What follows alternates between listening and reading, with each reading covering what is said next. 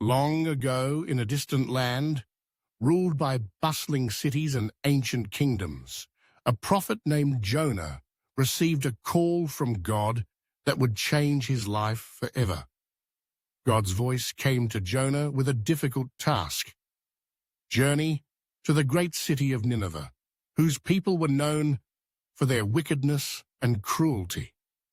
The Lord wished for Jonah to warn the people, urging them to leave their evil ways and turn back to him. For though their sins were great, God's mercy was greater still. He longed to forgive them, to show compassion to even the most wayward of hearts. But Jonah's heart was troubled. Fear and doubt crept in, and he questioned whether the people of Nineveh deserved God's grace. Reluctant and unwilling to confront the city's notorious inhabitants, Jonah determined to flee as far as he could from God's command. Gathering his belongings, he made his way in the opposite direction from Nineveh, boarding a ship bound for the distant port of Tarshish, hoping to escape the reach of the Almighty. Yet, as the ship set sail and left the safety of the harbor behind, a mighty storm arose at sea. The skies darkened, waves crashed violently against the vessel, and the wind howled with unrelenting fury. The sailors, seasoned and brave, cried out to their own gods and cast cargo overboard in a desperate attempt to lighten the ship. But the tempest raged on.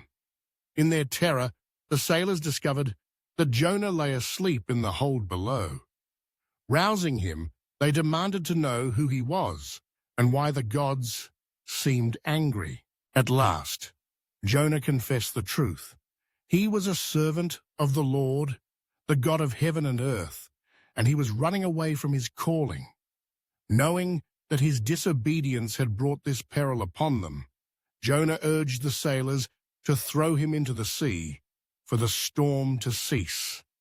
Reluctantly, they obeyed, and as Jonah plunged into the churning waters, the storm calmed, and peace returned to the waves. But Jonah did not perish. In the depths of the sea, God sent a great fish to swallow him whole. There, in the darkness of the belly of the fish, Jonah lingered for 3 days and 3 nights. Inside, Jonah reflected on his choices and cried out to God in prayer, a prayer of humility, repentance, and renewed faith. He acknowledged his failure to trust in God's wisdom and begged for another chance to fulfill his mission.